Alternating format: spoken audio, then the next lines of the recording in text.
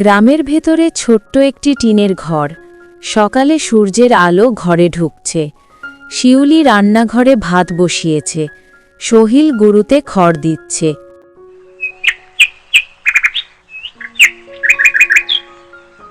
সোহেল গরুতে খড় দিয়ে এসে শিউলিকে হাসি মুখে বলল, শিউলি, আজ বাজারে যাব, তোমার জন্য একটা নতুন শাড়ি কিনে আনি। শিউলি তখন হেসে উত্তর দেয়, শাড়ি পরে কি হবে, সংসারই তো ঠিকঠাক চালাতে পারছি না, তুমি আমার পাশে থাকলেই আমি খুশি। তাদের সংসারে অর্থ কম, কিন্তু ভালোবাসা ছিল ভরপুর। গ্রামের মানুষও তাদের দেখে বলতো, দেখো টাকার অভাবে কত সুখে আছে।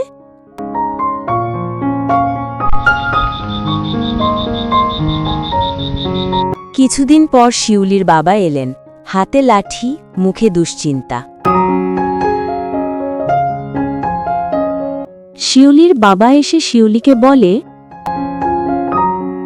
মেয়ে, তোমার ভাইয়ের সংসার ভালো চলছে না, তুমি জামাইকে বলো জমির একটা টুকরো আমাদের নামে লিখে দিতে। বাবার মুখে শিউলি কথা শুনে চমকে গেল। আব্বা, এটা কেমন কথা বলছেন? ও তো আমাদের সংসারটা কোনো রকমে চালাচ্ছে। শিউলির বাবা তখন কঠিন স্বরে শিউলিকে বলে, তুই বাপের বাড়ির কথা ভুললি নাকি? জামাই যদি মানুষ হয় তবে একটু সাহায্য করতেই হবে। শিউলি তখন দোটানায় পড়ে যায়। পরের দিন শিউলির ভাই আসে তাদের বাড়িতে এসে শিউলিকে আলাদা ঘরের ভিতর ডেকে নিয়ে বোনকে বোঝায়। শিউলির ভাই তখন রাগী গলায় বলে, আপু, আপনি না বললে দুলাভাই কোনোদিন আমাদের জন্য কিছু করবে না? শিউলি তখন দ্বিধায় পড়ে যায়। শিউলি ভাইকে বলে,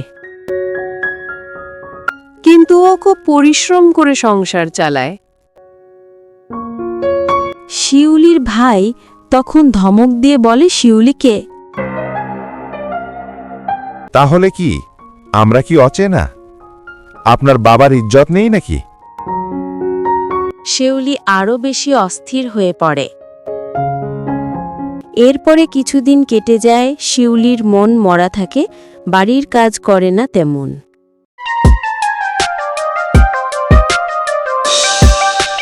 একদিন শিউলি রান্নাঘরে কাঁদছিল। শাশুড়ি শুনে ফেললেন। শিউলির শাশুড়ি শিউলিকে বলে, কিরে মা, কাঁদছিস কেন?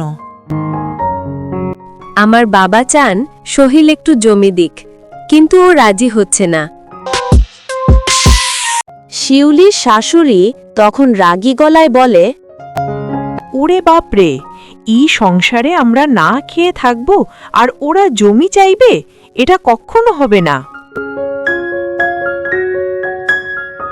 শিউলি তখন আরও চাপে পড়ে গেল। রাতের খাবার শেষে শিউলি সাহস করে সোহেলকে বলে,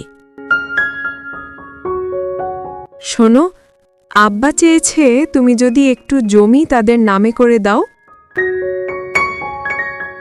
সোহেল শিউলির মুখে একথা শুনে চমকে যায়। কি বলছো তুমি? এ জমি আমি রক্ত ঘামে বানিয়েছি, অন্য কাউকে দেব কেন? শিউলি কান্না জড়ানো কণ্ঠে বলে, তুমি কি আমার বাবার জন্য এতটুকু করতেও রাজি লো?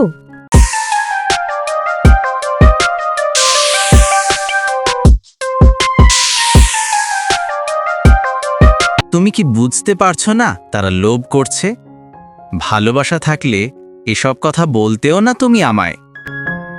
ঝগড়াটা এত বড় হয় যে রাতটা দুজনেই চুপচাপ শুয়ে পড়ে। পরের দিন সকাল উঠে দেখা গেল বাপ ও ভাইয়ের কথার জন্য সোহেল ও শিউলির ভালোবাসা আগের মতো অত গাঢ় নেই।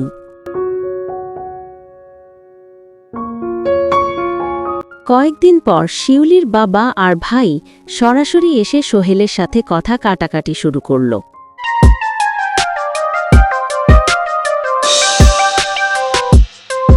শিউলির বাবা চেঁচিয়ে বলে উঠল, আমরা মেয়ে দিয়ে তোকে সংসার করতে দিলাম, আর এখন তুই কিছুই দিবি না? সংসার কি শুধু জমি টাকা দিয়ে হয়? মেয়ে সুখে আছে, এটাই তো বড় কথা। শিউলির ভাই তখন ধমক দিয়ে বলে উঠল, তুমি কৃপণ, বোনকে সুখ দিতে জানো না। এভাবে কেউ সংসার চালায়?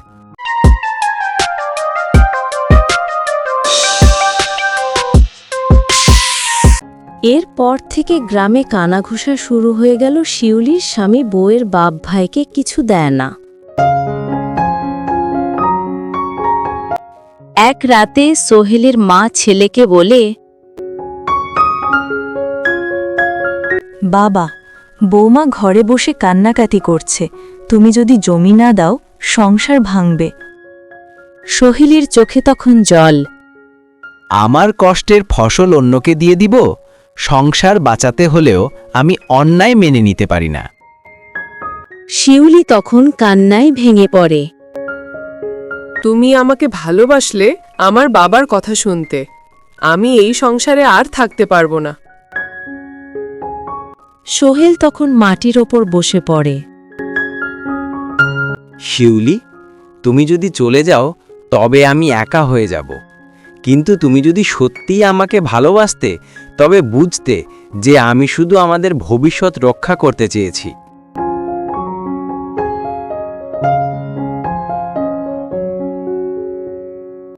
শিউলি আর সহ্য করতে পারল না।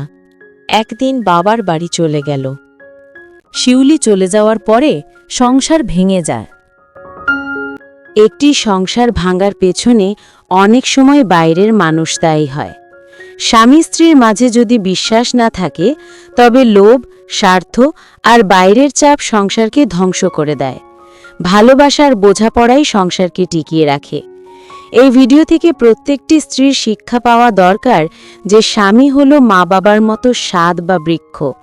ধন্যবাদ, সকলে ভালো থাকবেন, আর হ্যাঁ, চ্যানেলটি সাবস্ক্রাইব করে পাশে থাকবেন।